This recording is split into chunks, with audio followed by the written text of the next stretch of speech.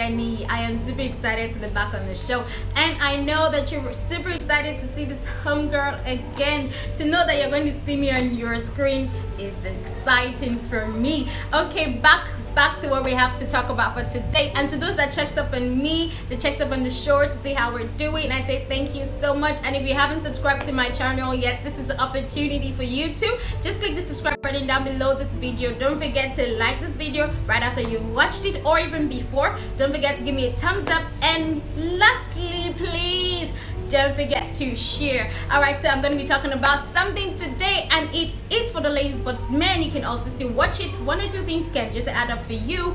But ladies, grab a seat and don't go anywhere. You have to learn something today. So I'm going to be talking about wrong mindsets that women have. But before we go into what we have to talk about today, don't touch that dial. I'll be right back.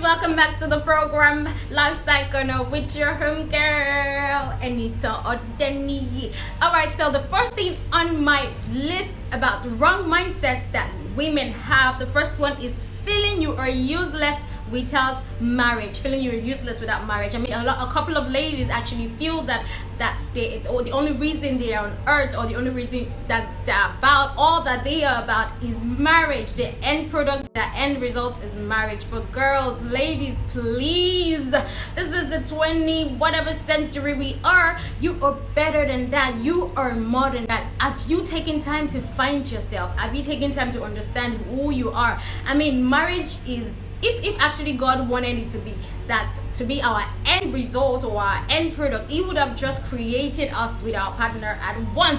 No time to be, wasting time around. Just get married and do one or two things. Honest truth is, who you marry, when you marry, has nothing to do with your purpose on earth. Have you taken time to find your purpose? I mean, if you need to know the truth, every other aspect of your life actually makes you more attractive for marriage. So find yourself, find your you, and get yourself prepared for that marriage. Don't believe that I think at this point the only thing I need to do is to just get married. There are other purposes why you are on earth. Align with those purposes. Ask God to direct you and give you an understanding of your purpose, of why you are created, and be a better person for even that person that you're expecting to get married to you. But don't have that mindset anymore that marriage is your end result. All right, thank you. So I'm moving on to number 2 for what wrong mindset that ladies have. Okay, number 2 is, I will change him when I marry him. Sister, big mistake. Change him before you marry him. I mean, I don't know why we women actually have this mindset, or we actually think like that. I think it's a natural or an inborn feeling or nature from God, this inclination, feeling that I can fix all things. I mean, I have the fix it ability. It is a very risky business. Thinking that you can change a man when you marry him, that is the most riskiest, if there's anything like that, business that you can do. See, that is why most good girls marry bad guys, because they actually feel like, man, I like this guy, but I can fix him when I marry him. Don't get it twisted, baby. I say work. Actually, in reality, it will not work, especially in aspects of you saying, oh, he doesn't go to church, maybe he likes women and all of that. There's some signs, some subtle signs that you must have been seeing, and you're feeling like, baby, I love you, say I will change you. Sisterly, it will not work. At the end of the day, you just fall back, you start having emotional breakdown and all of that when you finally go into that marriage, because you keep blaming yourself that, oh, I saw the signs and I did not listen to my instincts. So it is actually better for you to change him before you marry him, not marry him then change him. Thank you. All right, so moving on to number 3 of the wrong mindset that women have. Okay, it's if I lower the standard, he would love me. Does that even make sense?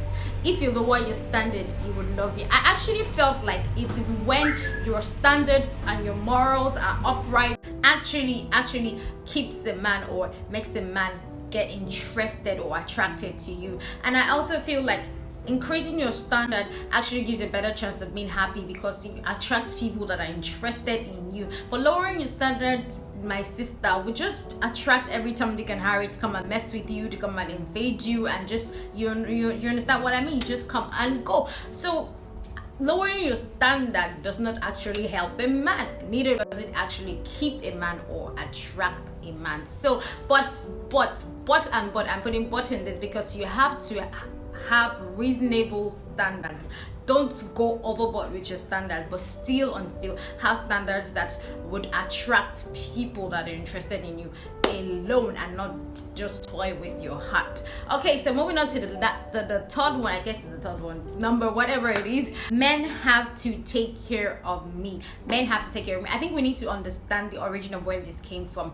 I mean, back in those days, there were men used this control method to control insecure men. Rather, used this control method to control their women, especially women that were financially unstable and viable. So I think it is enough, if you want to get it right, I think it's enough to understand and know that money is not enough to follow a man. You have to understand this, get it into your greasy head. Now, I'm not saying money is not good, but it should not entirely be about it. Money is part of it, but there should be something else that makes you interested in a man other than that money. So what is expected of you is that you should actually be doing something. Don't get me wrong, I'm not saying it is not okay for your man to take care of you or whatever, but I'm saying that what is expected of you as a lady is to actually have something doing something, probably like a trade, learning something, or working, or even a business. I mean, there's something just unique about a lady that is financially stable that provokes a man. Yes, if you just vex, you're on a date now, if you just vex, say you vex, won't enter Taxify, they go house. Nah, you have to have your stand, be financially stable. If a guy sees you as a liability, there's every tendency that he reduces the rate at which he pursues you. That is just the truth. So girls, ladies, this is for you. Try as much as possible to get yourself together. Be responsible for you. Don't think about it and say, because I'm going into marriage because men have to take care of me, I have this mindset that a man just has to be there to take care of me. No, you have to take care of yourself before you are found to be taken care of. That's an period. So the next one is seeing other women as their competition. Women, I don't know why we do this. I really don't understand how we do it and why we do what we do, but the reality, guys, is that all the things we do are not for you, but to outdo other women.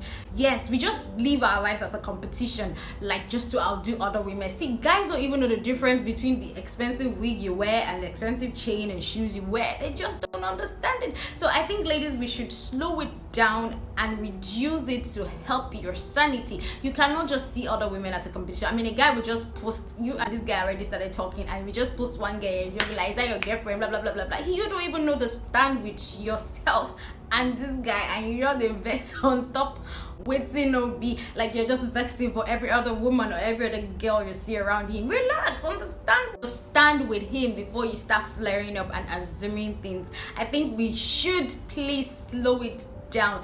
This helps a lot. Don't see all those things you see on Instagram. Other women are not out to be your competition. You are you, so do you. Thank you, period. Alright, so moving on to the last one, which is not developing other aspects of your life. I think this is relating to the first thing I said at the beginning of the video. So you have to find you have to actually develop other aspects of your life. Find what makes you happy, find what makes you work on it and be better. I think you will be more attractive when you're there. And even at that, you would not just be available for every Tom, Dick and Harry. Yes, you would be scarce commodity. I'm a scarce there.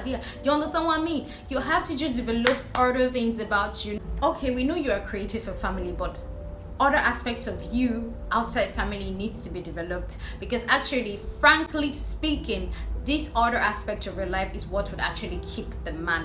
Can the man hold a conversation with you? Can he see you as someone he can converse with, he can share ideas with, and you have something to come up with? Because in reality, everybody now says, what can you bring to the table? You have to have other aspects of you that can make you you and make you better. And even when you do this, those other aspects will make you not look or seem needy. Yes, he will crave you, he would miss you because you will not be entirely available. Yes, those other aspects of you are what would make you and what will make you happy finding yourself. Alright guys, I think that will be all for today. I hope I've been able to convince you and not to confuse you, ladies, that there's some wrong mindsets that you have been working with for a couple of times now, or a couple of years now, that I want you to please let go. Right after watching this video, just determines it in your mind that you're gonna let go of some mindset that are not supposed to be. All right, thank you so much for tuning in to Lifestyle Corner with Anita Ordeni. Once again, I am a beautiful host for the show, and as you all know, this show happens to be an entertaining, educative, and an informative program that shows every Sunday by 6 p.m. And if you haven't subscribed, like I said earlier, please do click the subscribe button down below this video. I beg you. Don't forget to share. Don't forget to like. I remain your one and only host, Anita Ordeni. I'll see you next week Sunday. Bye bye.